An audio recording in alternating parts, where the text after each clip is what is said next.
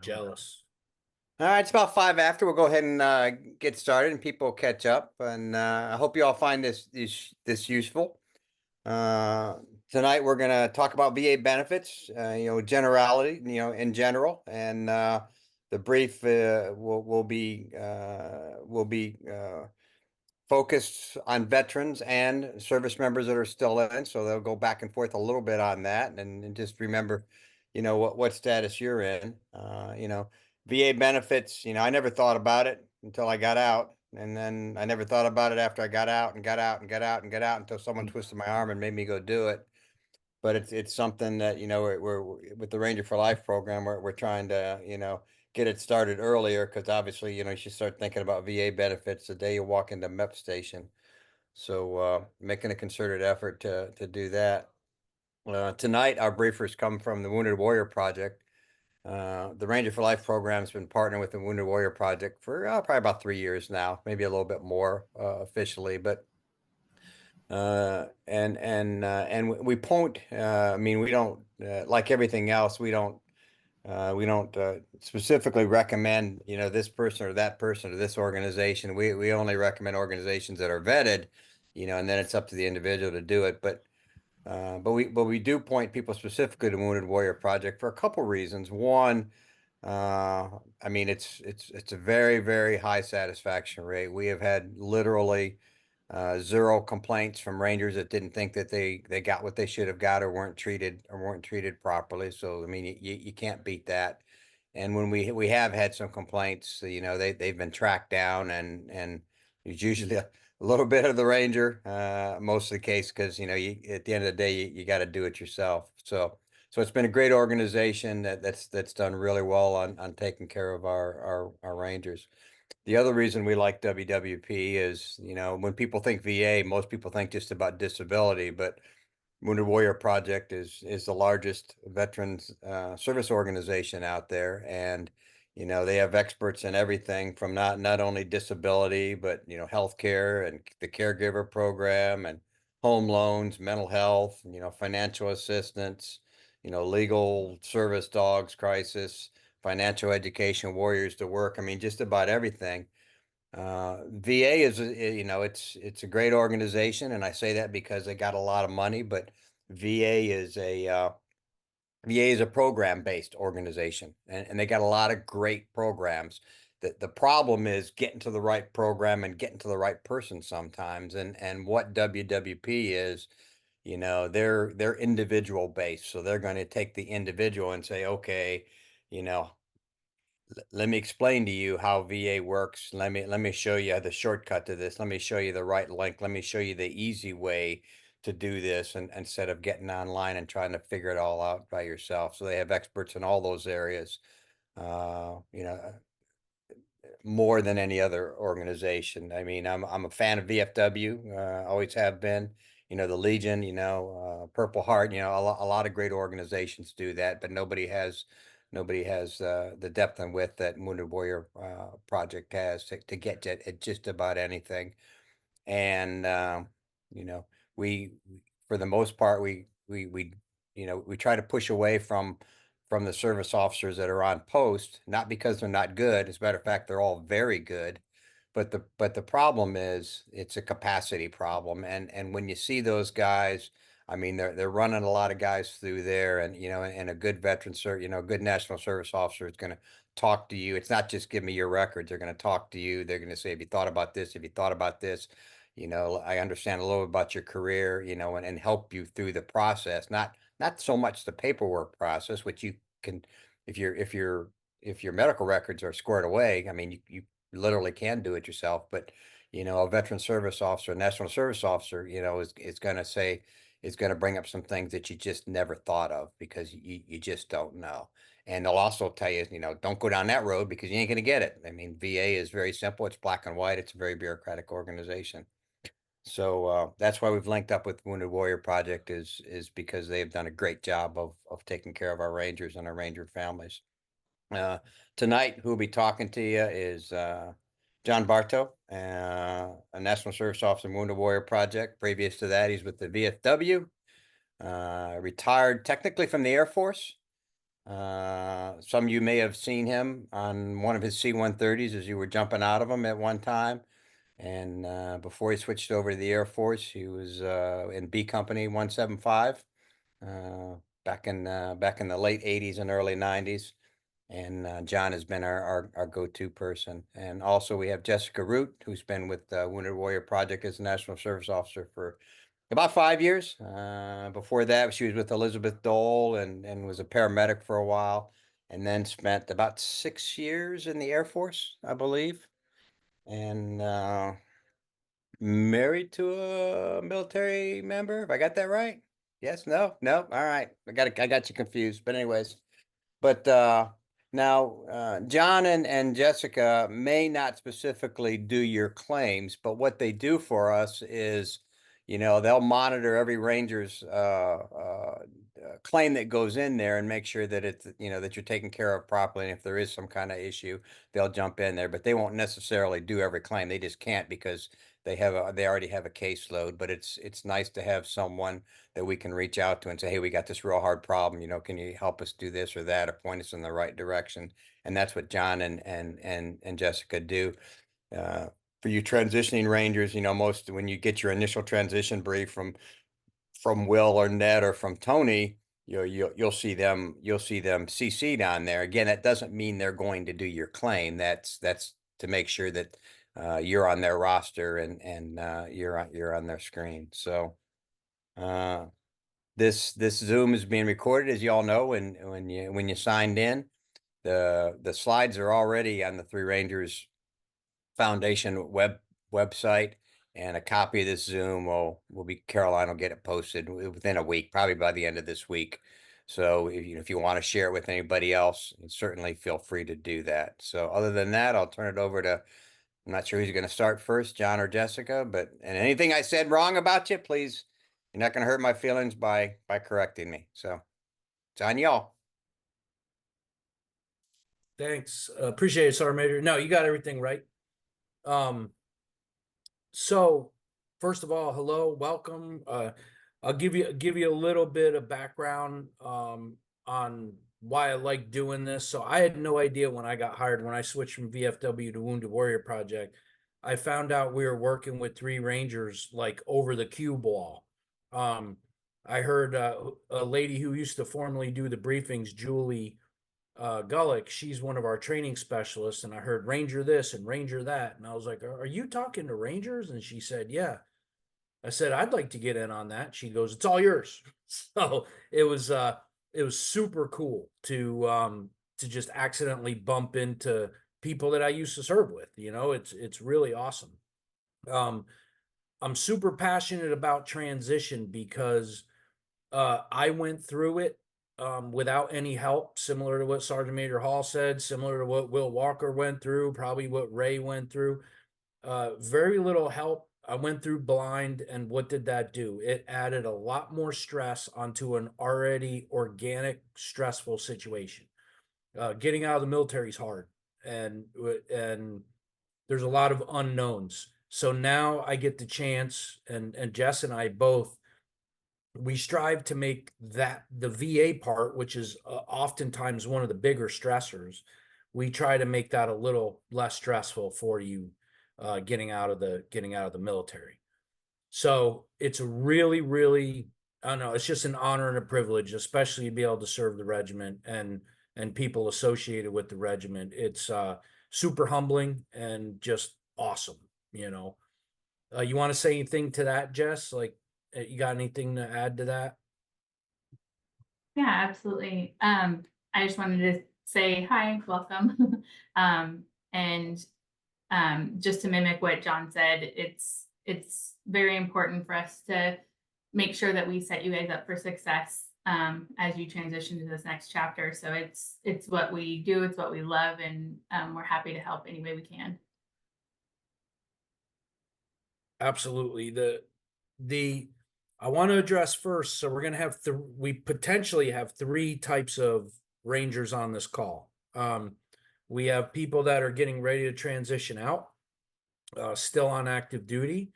We have Rangers that got out after September 11, 2001, so GWOT era, Rangers, and then we potentially have pre-GWAT. For the pre-GWAT, if we have anyone on here that got out before September 11th, technically, Wounded Warrior Project does not serve pre-9/11 veterans, and this first 5 minutes of this briefing might seem irrelevant to you. I want you to know that we're going to put at least my email in the chat. If you are what we call OEV, other era veteran, that does not mean that we can't help you, right? Especially if you're in the regiment, we will find a way to help you. Kind of like when an attorney does a pro bono case, right? I keep 3, 4, 5 cases on the side where I'm helping guys and girls that got out prior to 9/11. And more than happy. If I don't have the bandwidth for it, I'm going to connect you with someone really good who does, right? So be aware that after we do this benefits, the first 5-minute benefit briefing here, we're going to have a lot of time for Q&A, and it's going to become a lot more applicable to you if you did get out prior to 9/11. You are at the table, ask the questions, and we will definitely help you out as well. So the level of help that's available is the same to all three. Okay. Well, we do a lot of BDD claims, benefits delivery at discharge for guys leaving the regiment and other units associated with the regiment. We're super familiar with them. That's kind of our bread and butter. Like I said, feel free to ask questions, programmatic questions. If you have something real specific, just hit us up on email afterwards. Like if it's specific to you, I have this weird rash on my leg. Hit us up in email. But program stuff, I mean, shoot away. I mean, we're here for you guys. We're here to kind of iron out any questions you have and settle any anxieties you might have. So with that, I'll do the benefit service brief. Jess is available to answer questions in the chat as we go through the briefing, and then we'll just do Q&A, round table, whatever you guys want to talk about. So hopefully we'll make sure this works. I'm going to share my screen here. And let's make sure this is going the way it's supposed to. All right. So you guys see the slides? Good. All right, good. All right. Good. So our mission statement came down from our National Service Director. It's really awesome. What we do, what our mission is. We're gonna ensure that you receive the benefits you've earned in a manner that honors your service, right? We're gonna make sure that I like to say it in John Bartow language. We're going to eat a chicken wing and we're going to get all that chicken off the bone. That's the way I like to look at it. There are a lot, like Sergeant Major Hall said, there's a lot of programs that the VA has that you may or may not know about. There's a lot of programs Wounded Warrior Project has that you may or may not know about, and other veteran service organizations. We're just going to make sure that you are educated about all the benefits that you have earned, right? And that's a key word, because a lot of people feel like I don't deserve it. I didn't get injured. I didn't get shot. I got all 10 fingers, 10 toes, eyes, ears, and a nose. You deserve those benefits. I like to use the analogy that when you rent a car from Enterprise and you return it, the guy does the walk around, make sure that you didn't tear the seatbelt, smash the mirrors, tail lights, tear up the upholstery. That's all the federal government is doing. They're doing a walk around and they're making sure they're returning you not in the same shape, but they're compensating you for any dings, scratches, and dents. Everybody's earned it. The minute they qualify as a veteran, and they have that requisite minimum 90 days on active duty, if something happened to you in the military, you have earned those benefits. You deserve them regardless. So don't ever think that you don't deserve them. I also like to throw in, a lot of people worry about the pot of money, right?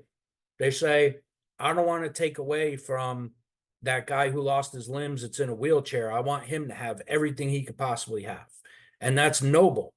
But understand this, the money that the VA utilizes, which actually dwarfs any other program in the federal government, the total volume of money that's moving through the VA dwarfs the DOD. I don't know about Social Security, but all the other programs, the volume of money going through there, I think I heard one time, the volume of money that comes out of VA in one quarter rivals the entire year's DOD budget. That money is circulatory. So what do I mean by that?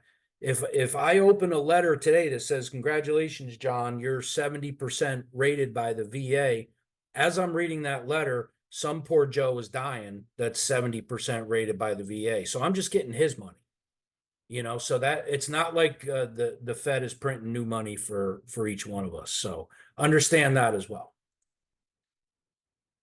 We have accredited national service officers here to help you navigate the VA process. So this year, not only us, but me, other service organizations are putting a big emphasis on accredited. I'm sure all of you have seen the Facebook geniuses, the people that claim they're going to get you what you deserve if you give them $1,000 of kickback or a third of your compensation. And then there's even some well-meaning people out there that are trying to help people that just they're not accredited by the VA, and that information cannot be guaranteed to be accurate. When you're dealing with accredited service officers, so that's VFW, National Veteran Service, American Legion, DAV, at least you know those people are licensed, they're meeting the training and education requirements that the VA sets forth for them to practice veterans law. So that's a key. Keep an eye out for those claim sharks. You know, you don't want to have to pay for something, especially if you're getting a better service out of one of the big service organizations, right? I had a friend, he retired from the Air Force, E9, Chief Master Sergeant, went to law school, and he called me all the time with questions. And I said, Don, you're calling me with these legal questions. You're the attorney. He goes, oh, you guys know a lot more than we do. We're just making it up, you know, out in the attorney world. They're just going to take your money, and everything we do is free. So, and we go all the way up through appeals. Speaking of which, we provide lifelong veteran benefits advocacy. So your disability picture is likely to change throughout your life. If you are rated less than 100%, your disabilities can worsen. You can get new disabilities. For instance, the PACT Act that just passed in 21 went into action in 22. You may have gotten out of the unit in 2005 and had a disease that is now covered under this PACT Act. You might have children, or your children might become college age, and you might need our services to assist you in getting them benefits as well. We provide warriors and family members with the support needed. So we do that in a lot of different ways. We have a big team. We have intake specialists that are going to kind of organize your case and put it on the tee for the service officers. They're very, very good at what they do. They get everything kind of ready for us. So when we do get your case, we're looking at it and it's all organized. We have the National Service Officer Corps, which, you know, we're the ones doing the production work, doing your claim, doing lower level appeals, doing a lot of the work. Then we have appeals specialists and attorneys. If you end up going to the higher levels of where you're fighting the VA at the Board of Veterans Appeals, we have specialists that do that. And we do help you no matter where you are worldwide. We all have clients in every part of the world. Germany, Thailand, Hawaii, you name it, Puerto Rico. So we connect you to a benefits teammate for one-on-one counseling. Please remember that it is not quick. Our wait time, depending on our workload, depending on the organization's workload, can be a great number of weeks. It can be, You might be waiting a couple weeks to talk to an intake specialist, go through a 2 or 3 week process with them, and then be waiting 5 to 7 weeks to talk to us. That's only because of our workload. It's only because we're dealing with a lot of people coming through. We connect you to the VA resources. So that's what I was talking about, getting all that chicken off the bone. Things you may or may not know about. Like Sergeant Major Hall said, things you might think you're eligible for that you're not, but we might have something else that you are eligible. And then community and state resources, of which there are many. Depending on where you live, there's some amazing community and state resources out there. We also team up with our resource center. We can take people from our cases, refer them over to the resource center, and they have, Jess used to work there, and she'll tell you they have a database that's just amazing. With you never know. Like, you could ask the weirdest question, you know, is there a scholarship for a guy who lost his right foot in Afghanistan? Not Iraq, but Afghanistan. There might be, you know, in West Virginia. Like, it's weird. They have this database that finds that stuff. So we provide support and assistance based on your needs and goals. Once again, as Sergeant Major said, we're not just going to take your paperwork, build a claim and file it. We're going to ask you questions. What are your goals? Where do you want to end up? You're going to get a lot of repetitive things that your ranger counselors at the battalions might be asking you. We might ask them again, just to make sure that the whole pie is covered up.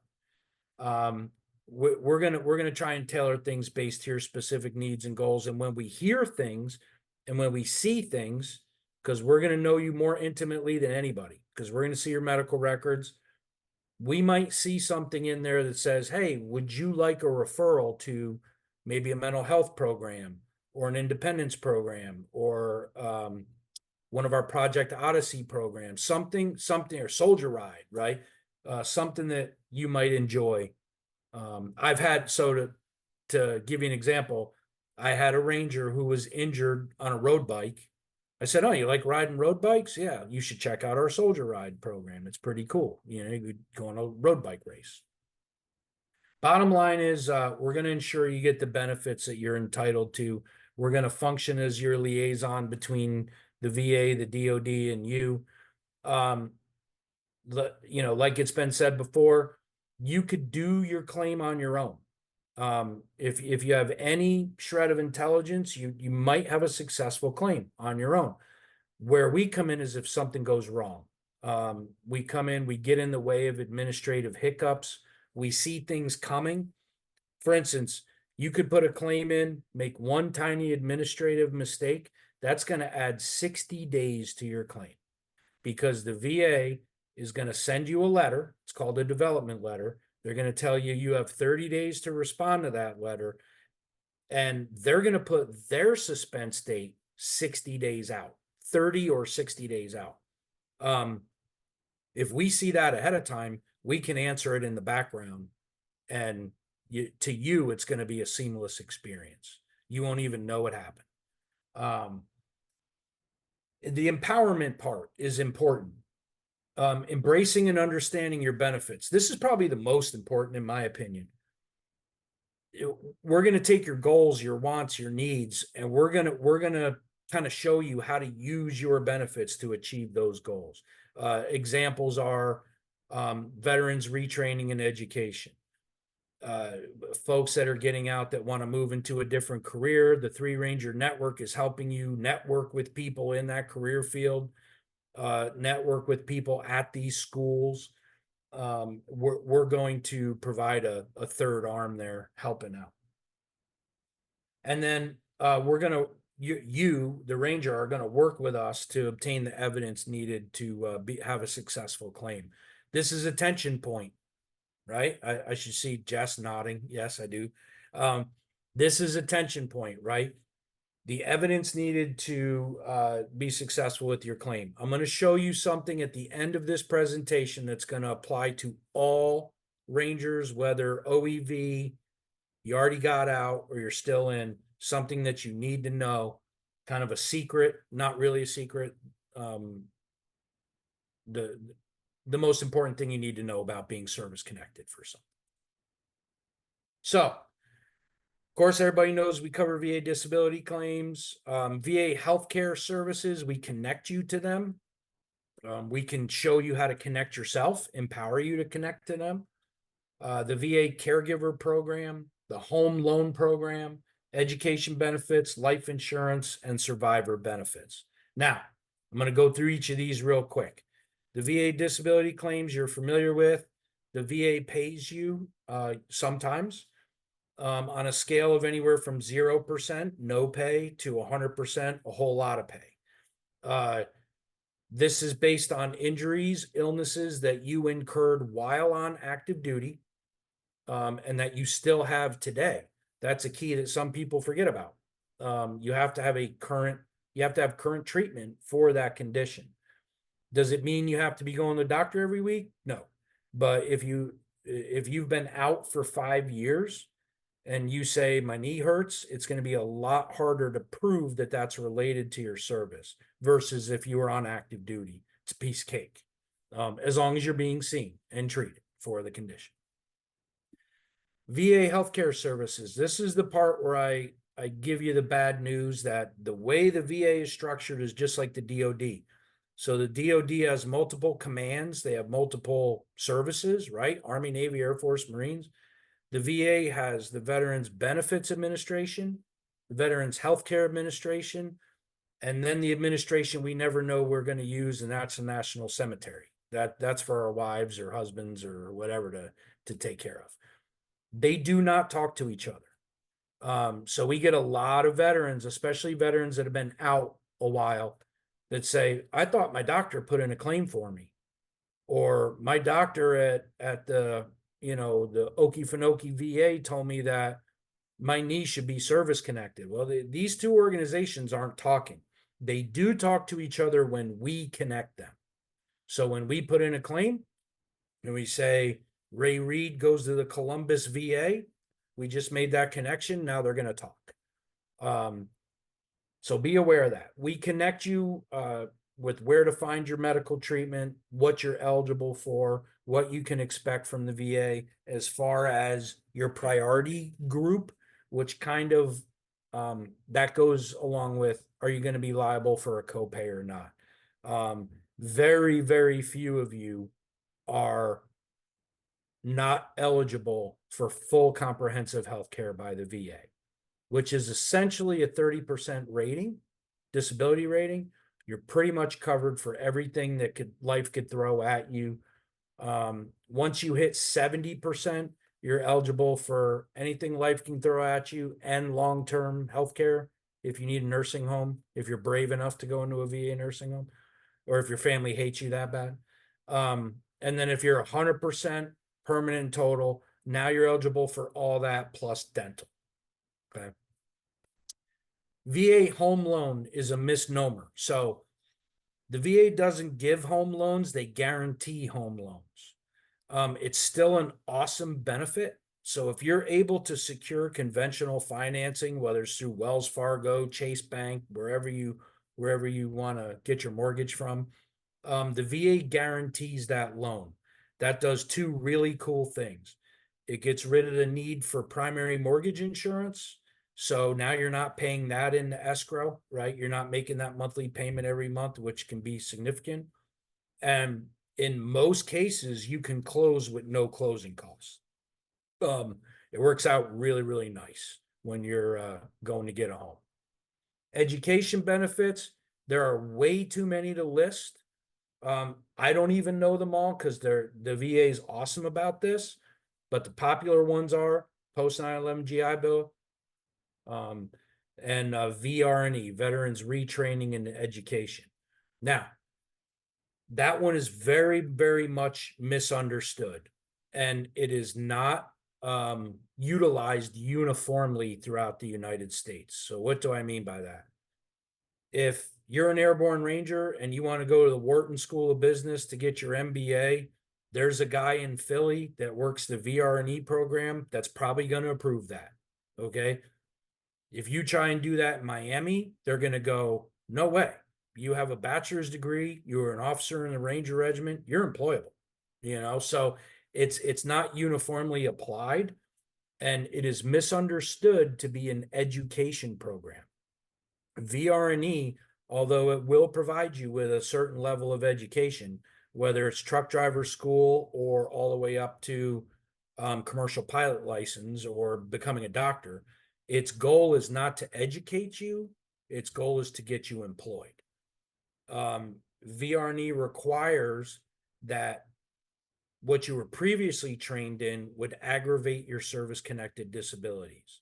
So if you're an infantry officer in the Ranger Regiment and you now have a bad back, you can't go work for the CIA, right? You need a job working at a desk.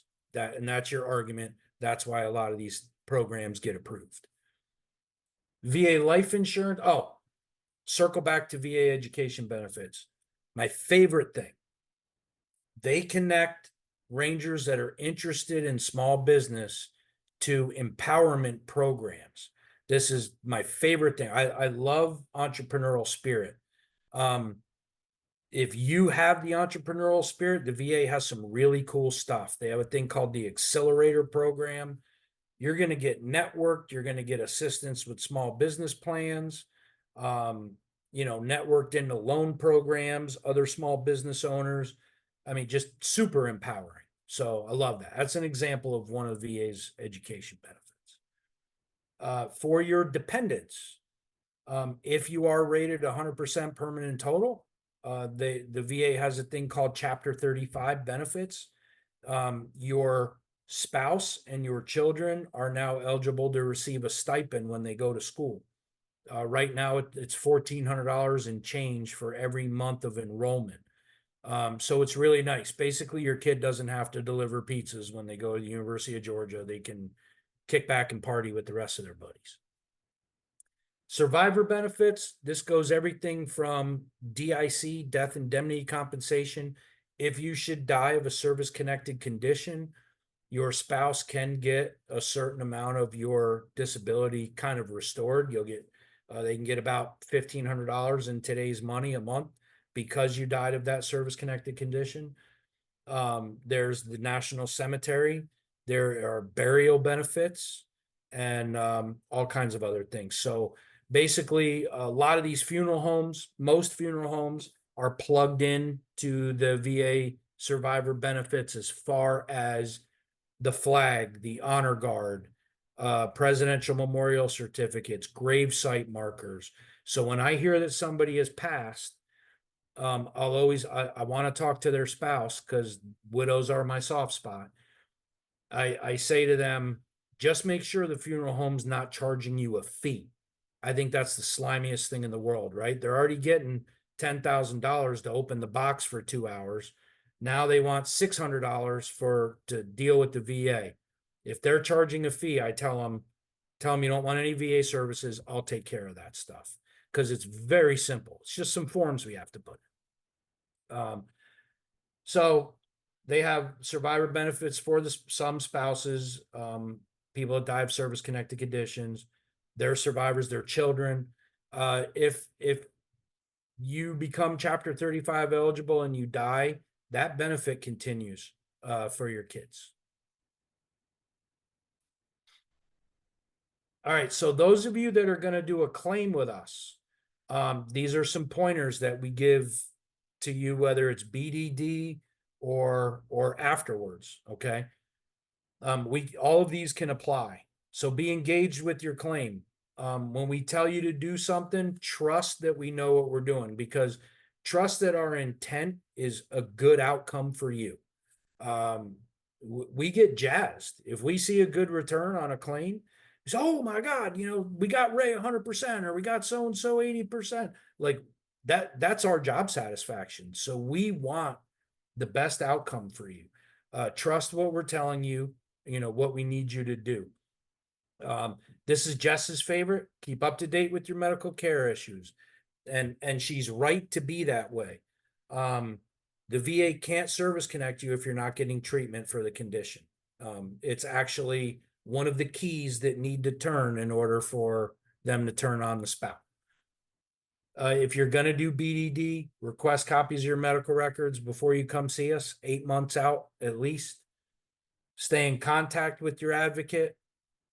Understand that we have communication standards that we meet that I promise you are better than any other service organization. I give you my word. This might sound crazy to you, but we have 10 days to respond to an email from you. Like, whoa, that's not cool, right? Well, VFW, who I used to work with, they don't have a standard. It's kind of like an emergency room. If you're calling, you need to get a hold of me. If it's not an emergency, you might not hear back from me. Wounded Warrior Project, we at least have to respond within 10 days, which is a higher standard than that. And that's if you have an active claim with us. Make sure you go to your medical appointments. Don't give up. Don't assume because the claim is in that, oh, I claim my knee. I don't have to wear a knee brace anymore. Yes, you do, because that's what VA is going to compensate. Don't wait for the last minute. So if you're doing a pre-discharge BDD claim, please do not wait for the last minute, because if our bandwidth is too tight, we might not be able to help you meet that deadline. We're still going to help you, but we might not meet the deadline. If you have an intent to file, if you're already out and you have an intent to file, don't wait till day 364, because we might not be able to meet that deadline. Just because I might be on leave or Jess might be in Cancun, you never know, right? If you are already out, if you're a ranger that's already out and you're interested in filing a VA claim, and you do not have an intent to file, your first call tomorrow morning should be to 1-800-827-1000. And when you get on the horn with them, tell them, I'm going to be filing a claim within the next year. They will put in an intent to file for you. Even if it takes us till June or July to get all your stuff together, it's going to pay all the way back to tomorrow, August 23rd. So, or 22nd, whatever it is. So that's a really nice benefit that VA gives to all of us. So we're going to support you through your education, your career. We want a holistic outcome. And that's something I like to say. I mean, we have the same goals that Three Rangers has. We want you to be healthy. We want you to have a healthy family, healthy body, healthy income. That's the bottom line. That's the goal. And we want to be a part of that and kind of ensure that that's the outcome for you. There's that 800 number I spoke about. There's some numbers I'll leave on the screen for a minute here if you want to take a picture of it or write them down. But these, especially our resource center, they can be extremely helpful for answering those crazy questions. And some of them aren't crazy, frankly. I mean, some of the things that they come up with are amazing. Putting veterans in tiny homes, finding veterans groups that enjoy geocaching. You would be surprised with the information that they have. So we're gonna open it up to questions, because the last slide's Q&A. I'm gonna leave that there for another minute or two. But let's address your questions, guys. What do we got out there? Hey, John, my call. Yep. A little bit on the timeline and maybe lay that out a little bit better. I think, Sure. and again, everybody on this on this Zoom, I'm 99% positive you're eligible to join WWP. And Yeah. we get that a lot just because of the name of the organization, but you're eligible. But on the timeline, I think, once you join, once you request to join, they're going to ask for some information. I think your DDT for, they're going to ask for information, prove you're a veteran. Yep. And then I think the resource center has like 5 to 7 days to get back to you to say, hey, you're approved. And then what happens from there on so, people are sometimes worried about a timeline. Oh, I'm in a hurry. But, and I guess the other part of the timeline is, the timeline, you may be in a hurry, but you're not going to lose any money. So maybe you just touch on that. That's a common question, I think. Yeah, I'm gonna want Jess to chime in too on this because she has so much experience in our framework, in the organization's framework that I don't have. I do want to just say something that both her and I have identified. The disconnect that is happening uh, from Three Rangers, just from everywhere, right? Is if we can get you registered, right? Or you can register yourself. Where we're seeing disconnects is it maybe there's no benefits referral place. So that's an awesome question, Sarmator. Make sure you have a benefits referral, whether that's calling the resource center and saying, hey, do I have a benefits referral? Right? Because when you join, you can select that you want help with your benefits. We want to make sure that that referral is in place because once it is, the ball gets rolling, right? You like if you have a referral, there's a 101% chance you're going to be talking to somebody from our team at some point. Where we get nervous is if that referral, and we're finding cases where, okay, they got registered, somehow they didn't get a referral.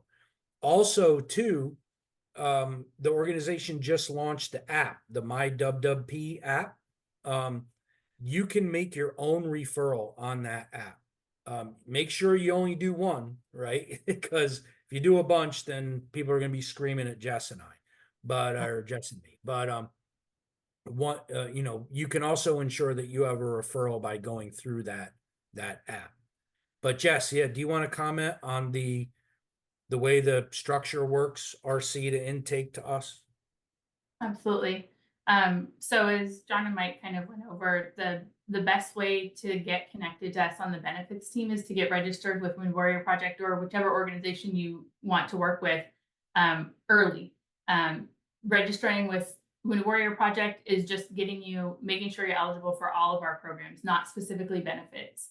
So it's super important to, whether you go through the app, the website, calling the resource center, anything like that, you want to make sure that you follow up and submit all of the requested documents, which will generally be, as John mentioned, like if you're active duty still, either current LES or some type of documented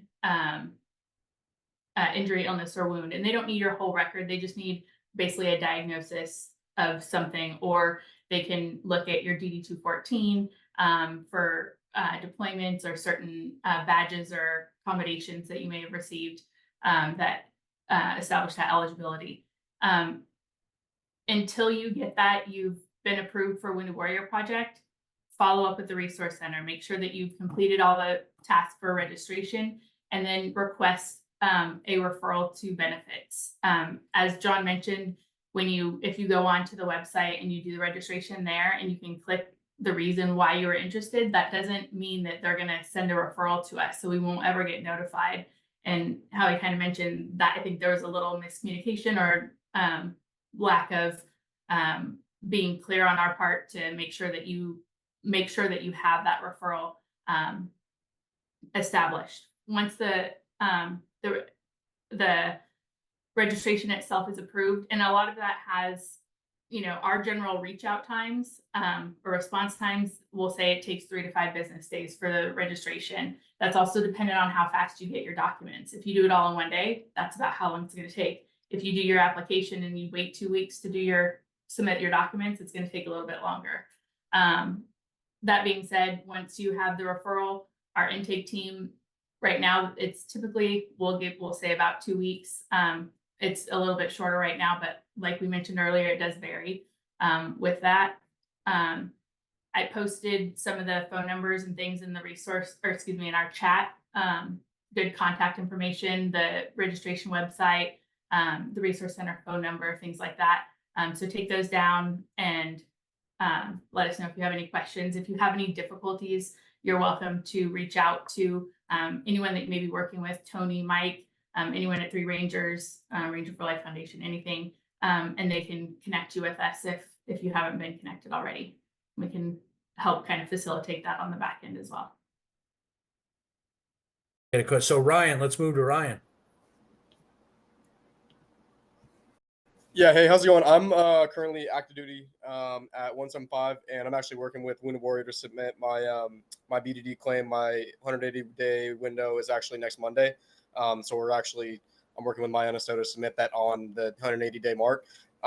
So, and I guess this kind of goes for everybody kind of in a similar situation to me or someone that's going to be coming into that. What are some of the things that we have that we should be looking to expect once we actually start going to those VA exams where they're actually going to be examining us and rating us based off of what they find in those exams? Cool. That's a good question. So, first I'm going to caution you. So when you go in right at the 180-day mark, it could cause some stress for you because VA is probably going to get all your stuff done, really, really quickly. Okay. So you're going to be sitting around till your ETS date kind of going, what's the VA going to rate me? Right. Just be aware of that. So if you don't mind me asking, because I'm going to use your ETS date as an example for everybody. What's your ETS date? So right now my ETS date is February 21st, but I'm actually trying to ETS early in December, Okay. hopefully. So as long as I get that signed off, that'll work. Cool. But as of right now, my ETS is 6 months out in February. Okay. So if your ETS date, let's say, is in the middle of February, like yours is right now, we're just going to use that. Just so you guys are aware, for your planning purposes, stress purposes, your disabilities become effective the day after your discharge. So your first day as a civilian. That means, and that's going to be your effective date of disabilities. Your effective date of pay is going to be 1 March, which will pay on 1 April, right? Because VA pays at the end of the month. Right. So, VA used to advertise if you do a BDD claim 180 to 90 days out, that your claim will be decided within 30 days of your discharge. They got rid of that advertising. They now say it may speed up the processing of your claim. So I can tell you, good news is the vast majority get decided within 10 business days of your discharge date. As long as they have your DD 214 and all your exams are uploaded, 90% get decided within that 10 days of your discharge date. But what do we really care about? We care that VA gets you paid on time. I call that a win. VA calls that a win. You call it a win, right? But it might get a little stressful. You know, you might be around February, or you might be around March 10th without a decision. We're like, what's going on, right? As long as they get that thing decided by March 20th or so, you're going to get paid on time. So just be aware of that. So as far as what to expect for your exams, your NSO should prepare you because your exams are going to be specific. But in general, Comp and Pen, a lot of people are disappointed when they go because it seems very janky. I just went to one the other day. It was clearly a rented space. It looked like you were on some prank show, right? Like, you know, like cameras were gonna pop out, like, hey, we're pranking you. Like they slapped some things on the walls, they stuck a picture of an American flag on the wall, like in a Walmart frame. You're gonna go to these exams and it's gonna seem kind of like, man, they didn't listen to a word I said. They didn't care about what happened to me in Syria or Iraq. They didn't what the VA is looking for are very specific criteria, very specific objective criteria, and that's it, right? So they're going to go in, they're going to have you bend over and try and touch your toes. They're going to have you wiggle your toes, move your knee, slide your neck from side to side. They're going to measure that real quick, and you're probably going to leave there feeling like this was not complete. I can't tell you how many phone calls I get after exams where guys are like, they didn't really do much. I'm like, relax. You know, we have to see the result because usually the result is very favorable for you. 99 times out of 100, they end up doing just fine. Keep in mind that these LPNs and PAs did not go to Harvard Medical School. There's a reason why they're doing Comp and Pen exams and not working at the Mayo Clinic, right? They either they want a better quality of life or they weren't top of their class. So I don't care about that. It might be a little stressful for you. All I care about is when I look at that exam, I'm going to say, hey, is Ryan going to get taken care of? Is he going to get the percentage he's supposed to get? If the answer is yes, I don't care what it is, you know? But your NSO should be able to answer, the more specific questions depending on what your claim items are. Okay, thank you. I appreciate it. I do want to mention one thing that's key, okay, especially for Ranger Regiment and SOF in general, headaches. If you're claiming headaches, you have to leave that exam with that examiner understanding how bad your headaches are, because there are a lot of examiners out there that are like, okay, this guy claims he has a migraine that takes him out once a week, but he just won the best ranger competition. Like, it doesn't add up. I don't, I think that a lot of rangers are underrated for headaches because you tough it out, right? If you're out there doing the job, doing the work, and you're suffering from a headache, why should you get compensated less than someone who's sucking their thumb under a blankie, right? You should get the same amount of pay, in my opinion.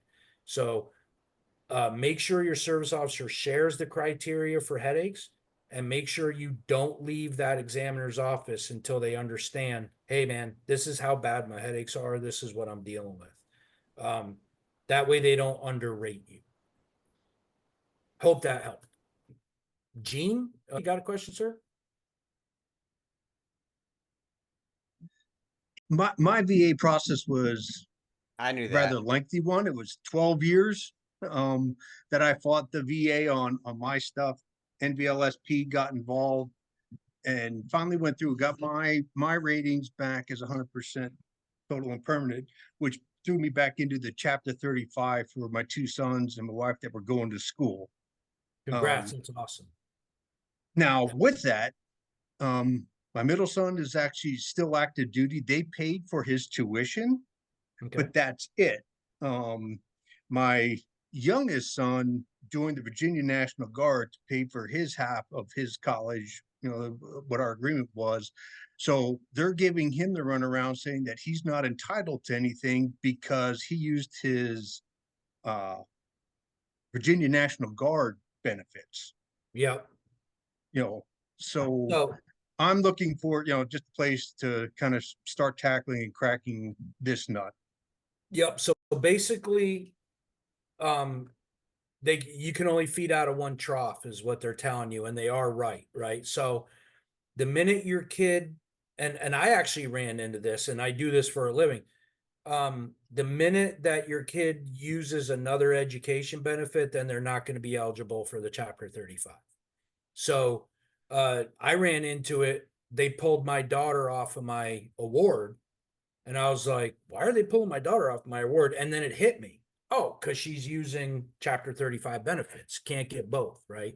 You can't get the college age pay while they're using Chapter 35. But the best people to talk to about this is there's a website. I'll put it in the chat. I don't know if you've ever heard of Weems. Have you ever heard of Weems Public? Okay, this website's Ranger Proof, man. It is awesome. It's one of my favorite VA websites.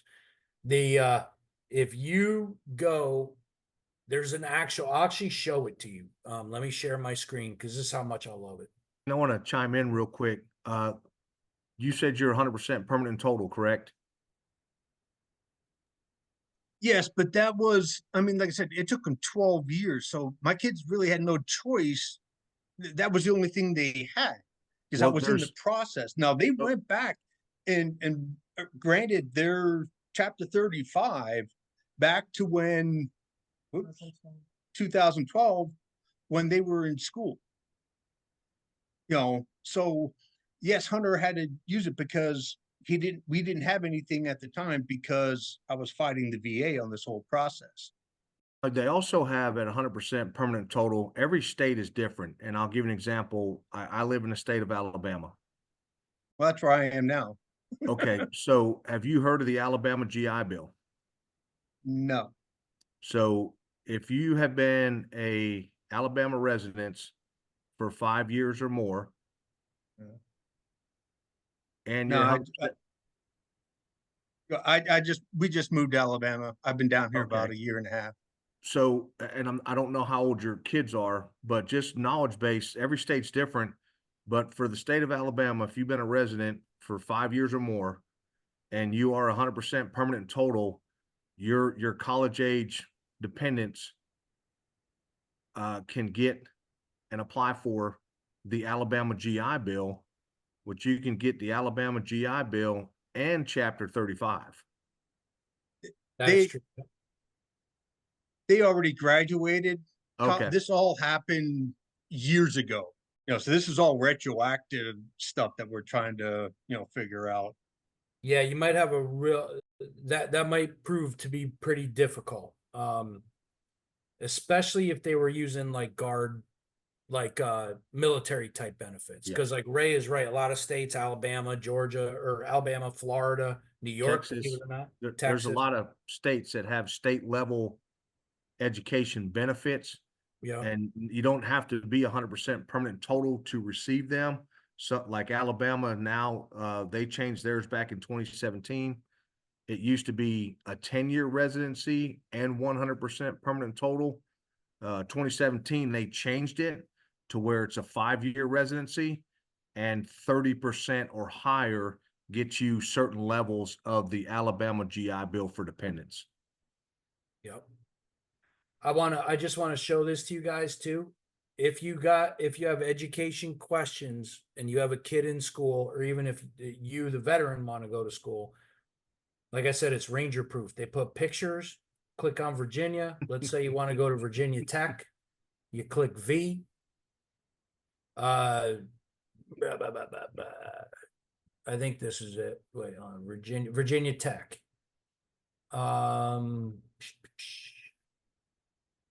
So Virginia Polytechnic Institute and State.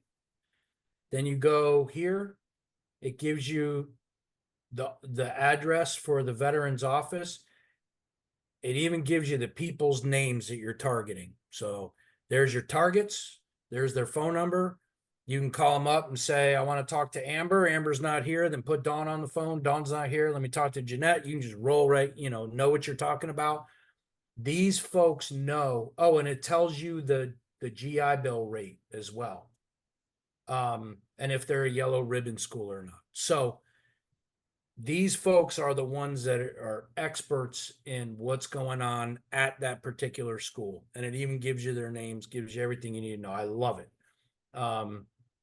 So I put that link to that in the chat.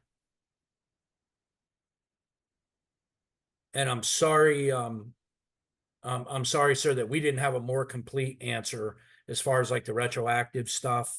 I just think it would be very difficult to get, unfortunately, especially if they were using like a guard benefit. And I don't think there's a retroactive policy for Chapter 35. Right. There's not that I'm aware of. Yeah. Wish you could be more help there. Anybody else have any questions? We got more time if you need it. I see some familiar names on there. You see people on your caseload, Jess? Can you hear me this time? Yeah, we got you. All right. So I started a application to get started with the Wounded Warrior Project. Like it was because of Ray Reed, who I see is here. And that was about maybe 8 months ago. And then about Okay. 6 months ago, after 2 months of trying to get that account set up, I didn't have the appropriate documentation at the time to get it set up. What I'm wondering, because they sent me a final email saying, this is a final email asking you for the documentation that we need to open your account. Do they still have that case open on their side, or is that something that I just need to start over from scratch? I bet you you're in there. I'll bet you anything so. I'm checking now. Yeah, so Jess will tell you, and you are definitely not out by any means. Like I'm sure you're in, and we could do registration applications expire, Jess? Do you know? They'll close the case if they don't have the documents in an amount of time. Okay. You do have your contact information in there. From what I can see, as long as that's you without disclosing all your personal information. But it just says pending to not complete registration. So just give the Resource Center a call, and they'll tell you exactly what you need to complete the registration, and send you a new email with a current link for you to upload those. Okay, thank you, ma'am. You're welcome. Yeah, no worries. Are you, quick question, Isaiah, are you still in or are you out? No, I got out. I've already filed for my disability claim. And I had somebody else help me with it. Okay. But yeah, just the other information resources that you noted sound interesting. So Okay, cool. Yeah, definitely. And also when your claim, like we tell people with open claims, hopefully, you know, you're with an accredited service officer, and then when it's done, you know, you're never stuck anywhere with any veteran service organization. Obviously we have people that we call them jumpers, people that'll, you know, they don't like the answer I gave them, so they'll go to VFW. Then they don't like the answer I gave them, but there's nothing wrong with your claim comes back, you take a look at it, and if you want to come speak to us about taking another stab at things if stuff got denied, please come see us.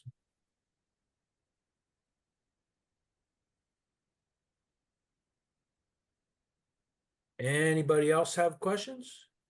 Yeah, I have a couple questions. Can you hear me? Yes, sir. Okay, one is just disability. I'll start with the disability claim. So I filed under the PACT Act. My date that it needed to be submitted was August 15th. I got it in under the wire. I'm told from my Virginia Veterans Department, State Department, who's supposedly my representative. Yeah. That under the PACT Act, it'll be retrograded back to the date of when I did my intent to file, which actually was about 2 years ago. And then they gave me an extension of an extra year, which expired on August 15th. But I was also told that those were what they considered under the PACT Act as presumptive conditions. Yes. I didn't have to prove anything. They were just automatically service related as long as I listed those to them. Now, watching videos on YouTube and trying to figure it all out on my own, they also said that I should submit a personal statement for each and everything that I claimed as well, in addition. Okay. And I'm just, is that correct, or under the PACT Act, since those things are presumptive? So yeah, let's quick talk about presumptive conditions, because I'm super glad you asked that question, because we kind of didn't cover it in the briefing, and I usually do. Presumptive conditions are most famously Agent Orange, Vietnam, now PACT Act. You'll hear a lot of people call burn pits, right? It's not just burn pits. Any of you that deployed to the GWAT know that the air even looked different, right? I mean, there's just a bunch of crap in the air. It's more airborne particulates and environmental hazards associated with the Gulf War, which happens to include burn pits. But the presumptive nature means that if you have the condition, VA is presuming that it's associated with those hazards. So a big misunderstanding a lot of times will be not having a diagnosis, right? Folks will have, hey, I want to put in a claim for the PACT Act. Well, you got to make sure you have that diagnosis and that you're being treated for it. Because those two things don't go away. The 3 parts of service connection that you must have, and now I'm going to share that file I promised I was going to share with you guys. You must have a illness, injury, on active duty. You must have a current diagnosis with current treatment, and you must have a opinion that says the two are related. If it's a presumptive condition, that is no longer required. That third part, the nexus opinion. Let me find this for you here, and I will show you what I'm talking about. One of the issues I'm having is records, obviously getting out in 1989. A lot of things were paper, everything changed obviously with the internet and electronics. But I actually went back to Benning, I'm on vacation, trying to get my records and submitted a claim for my records. And they basically said, hey, look, we don't have them. They'd be at the National, Archives or Records. I sent them a request and then they came back and said, your records haven't arrived yet. So I'm like, if they Well- haven't arrived since 1989, I don't know when they're gonna arrive. Yeah, that's pretty crazy. I always tell people, so the beauty of it is you have a claim in, that's going to trigger the VA. The VA must collect all relevant federal records that could assist you in proving your claim. So the best way to do that is I saw somebody put in tinnitus as a presumptive condition. It's actually not. It's a given. If you were in a combat arms MOS or a high noise probability MOS, it's going to be very rare that VA is going to deny tinnitus. The way we see it denied is the veteran screws themselves. They'll go for an exam. They'll say, when did your tinnitus start? And they'll say, oh, like 3 months ago. And they've been out since 1990. That's not the way tinnitus works. Tinnitus starts as soon as that Gustav went off and your ears started ringing, that started your tinnitus. If you tell them it was at a Metallica concert a couple weeks ago, they're not going to service connect. Now, John, he would also be able to use what they call the lay and or witness statements. Yeah, I was going to address that last. Yeah, you asked about statements. They are generally not required if you have the three components. So can you guys see right here the VA rules for service connection? If you have a current diagnosis, an active problem that's been diagnosed by a licensed medical provider, okay, and you have evidence that the problem began on active duty, so a period for which you have a DD-214, a lot of guard guys run into problems with some of this, okay? Evidence can be signs and symptoms, diagnosis, treatment, injury, illness, direct injury, or presumptive, right? So one of the presumptive conditions for the PACT Act is sinusitis. If you have a current diagnosis of sinusitis, you served in the GWAT or you served in the first Gulf War, it's a done deal. Now all they're doing is they're evaluating the degree of disability that you have, right? It's not a done deal that you're going to get a certain percentage. The CMP exam is going to determine what percentage you're going to get. But service connection at least 0% is a given. 0% doesn't mean you're not getting anything. That's actually a service connection level. The VA will provide you with healthcare related to that condition. Sucks because you're not getting paid, but it can be increased for most conditions. Roger, my understanding is you can always go back and file supplemental Yes, sir. claim, I guess, and give them more evidence, provide more evidence. Biggest Yep. problem I have is the Benning issue because I had a traumatic brain injury Yeah. back then, and that's the one record that I cannot find. I went to the VA, the Veterans Department here for Virginia, and they pulled up what they said they could see. But the Okay. only thing that they can see is basically records that I ever gave and that I have, not records that I can't see. Yeah. So kind of like what Ray was saying, and so that would be a really good time for a buddy letter. Like if someone saw you sustain the TBI, that's an example of where someone could write a statement. Hey, I was at the range with Joe Snuffy. I saw him get hit over the head, or that can really aid you quite a bit. Also, too,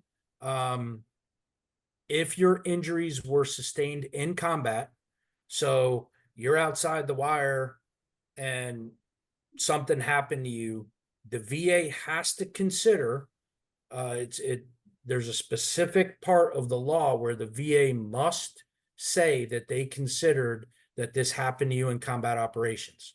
So if you tell the VA that you strained your hip on target and there's no record of it because your medic squared you away and all that, the VA must consider, they must look at other things and say, hey man, did this guy get treatment right afterward? You know, did he redeploy back to Hunter and then he went and saw the doc or whatever, you know, or he got out right after and then he went and saw the VA within 6 months.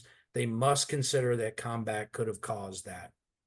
And that- another thing that I saw was they replied back to me, but they said you had to submit that in order to keep kind of the claim current in the system, some kind of documentation or some kind of paperwork every 30 days to them to kind of keep it legit. Oh, so what they were doing is they were giving you a chance to respond. What they're saying is if you don't have anything to add, they're going to proceed in 30 days. So what that looks like behind the curtain is VA sent you a development letter and they said, okay, we need something from you, or we need something from you if you want to give it to us, right? If you don't give it to us after 30 days, we're going to keep processing this claim. Okay. Yep. And that's the nature of the development letter. The 3 parts of service connection are the most misunderstood. That's the tension point between us and the ranger, us and the veteran, the client, right? Is understanding that you must have a diagnosed condition. Do rangers get diagnosed, or do rangers get service connected without diagnosis by accident? All the time. It's a nice little loophole that happens sometimes, but it's not guaranteed, right? I could put a claim in for a 24-year-old E5 getting out with the same conditions. Jess could do the same thing for a guy standing over there. One examiner is going to take the veteran's own separation health assessment and call it a diagnosis, and another examiner is not. Another examiner is going to go, I see the ranger complain about it, but I don't see a doctor signing off on it. One guy will get 100%, the other guy gets 30 denied, right? So we have ways of fixing that stuff. One of the questions I had was, I have sleep apnea, which was Yep. diagnosed. I was sleep tested for it Yes, sir. multiple years, 2009 and again in 2017. But how do I draw that back to being military related? And I kind of drew it back to obviously Ranger School, SFQC, SFAS. It's all sleep deprivation, SEER school. It's all Yeah. stress related sleep deprivation, which, you know, is not the normal thing that the average civilian undergoes. So to give you an example of how that would have to be drawn back and connected, you would want a sleep specialist, pulmonologist, board certified to write an opinion letter saying that it was at least as likely as not related to the sleep deprivation you had while in service. And Right. even then it will be denied at the lower levels and it will have to be appealed up. Another thing you can do with that, that's what happened with me. I was able to figure out that I could get it. I have a PTSD rating, so I was able to get that sleep apnea as a secondary condition to my PTSD. Roger, I put in for PTSD as well. You probably And had to then- do it on appeal, right, Ray? Yeah, you won that on appeal most likely. 2 appeals, yeah. And hired a law firm to get it done. Yep. It's like I refer to the guys, you know, for the older veterans like myself and other guys out there, trench warfare with the VA. Yes. Bloody and it's gnarly. But yeah, I would just worry, my main concern, I think Jess will echo this. My main concern is make sure you have a current diagnosis. You mentioned PACT Act. Make sure that you're being treated for it, you know, within the last 2 years. You went to the doctor and complained about it and got nasal spray or whatever. And the rest you don't really have to worry about. Now, the effective date, you'll want a qualified service officer to, that's the last part I wanted to address. you want a qualified service officer to review what the VA gives you as an effective date and why. Because it could break the way you want it. It could not look the way you want it to look. You definitely want an accredited service officer to get that and say, yep, the VA gave you a fair shake. Do they come back? My understanding was once you submitted it, they come back and set up all your CMP exams. They do, sir. Yep. Yep. Okay. So do I just take all evidence or whatever I have, documentation to my CMP exams along with me? If the VA has it, you don't need to bring it. Right, I just But if- figured. Yeah, if the overwhelm VA, them with evidence and that kind of forces them to have to deal with it. yeah, if the VA has it, you're good to go. They're responsible for looking at it. But if the VA doesn't have it, bring it with you. And matter of fact, I'd bring a copy and say, please add this to my file. But if the VA has it, you're good to go. Yeah. Okay, thank you. Yes, sir. Another question was just retirement wise, since I was both active duty and reservist. Yeah. Is there anything you guys help with towards retirement or anything, or I just filed my claim? So are The you? I have is they mess up the rank, especially when you're prior enlisted. So Yeah. they tell you just 03, and I'm like, no, I'm a 03. That's a whole different. That's an Army issue, Yeah. Army issue. And they Yeah, said they'd figure it out, but There I'm is. like, well, they. Yeah, there's a thing called the BCMR you can go to, the Board of Correction for Military Records. We'll put the link to that in the chat too. Okay. And you can send them a pretty simple form. I just did one the other day. You can send them like a form. This is my name, social security number. This is what I want done. This is where I think you made a mistake, and they can go in and take a look at it. Okay, thank you. Yep. Yeah, no one problem. more question besides Chris, and then we got to cut this off. I got a real quick question for you, Chief.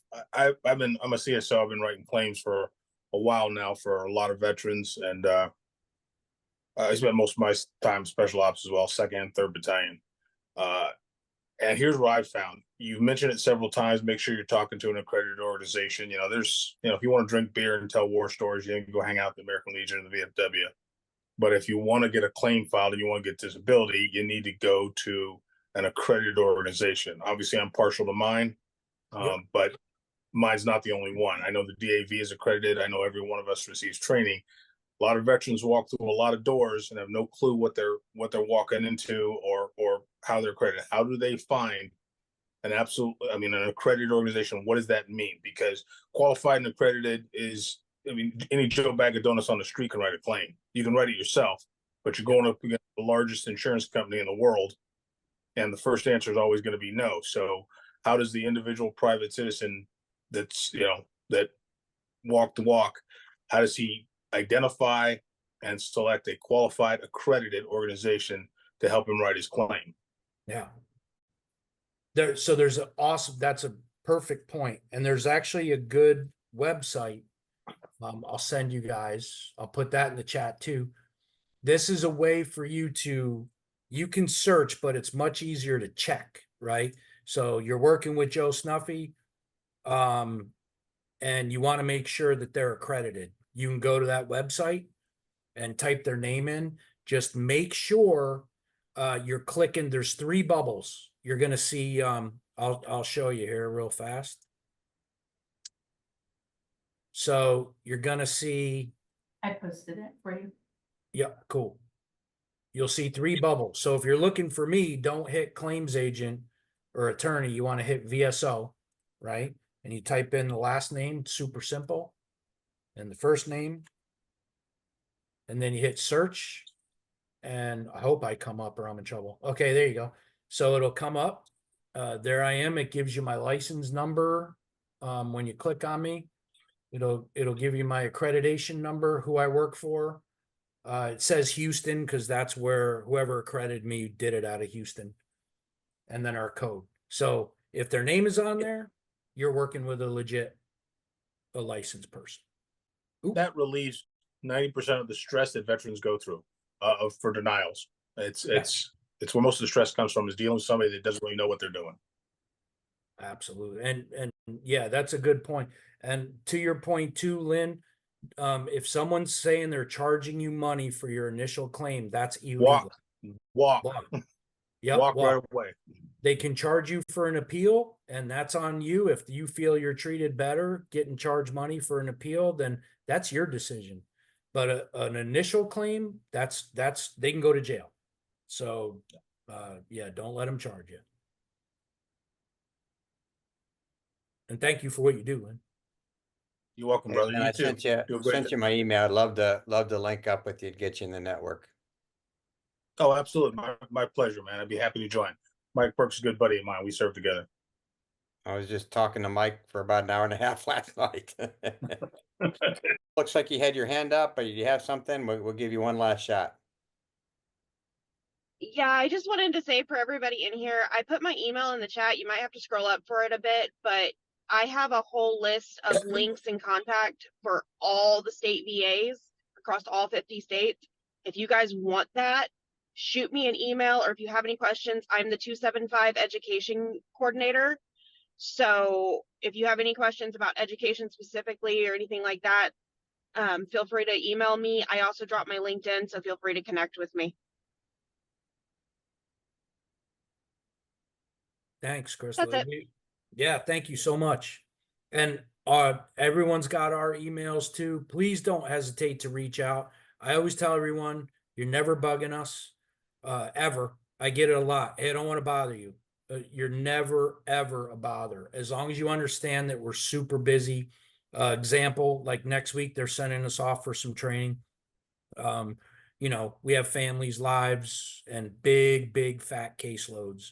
So if it's a couple days, even if you think we lost track of you, I'd rather have you bop me over the head and say, hey, I think you forgot about me. But I don't think that Jess and I are not sitting here going, oh, can't believe this ranger has a question. Like, please reach out. You're not a bother. We love what we do. Jess, Hey, John, John. thank you.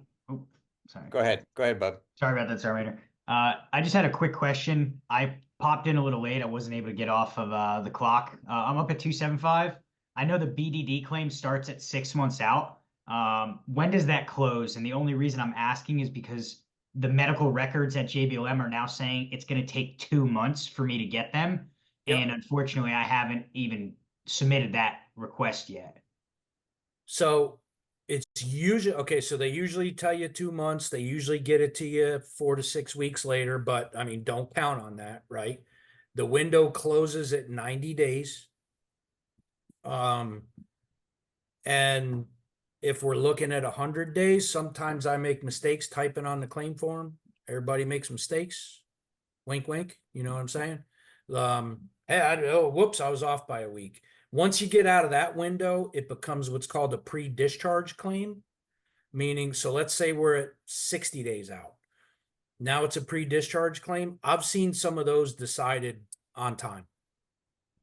So so the big thing is don't get discouraged. Just keep driving forward. That's the big thing. Yeah. Yes, thank you. I'll be reaching out to you guys. Thank you so much for this. This was extremely helpful, by the way. And yeah, and if you missed it, the whole key is register with WWP, get a benefits referral. That ensures you're locked in on the line. You're not going to fall off. Awesome. Thanks again, guys. I really appreciate it. You're more than welcome. Anything else, Sergeant Major? No. Again, thank you so very much, not only for this and for all the symposiums you attend, and we'll be out at 275 here 19 September, I think. Yeah,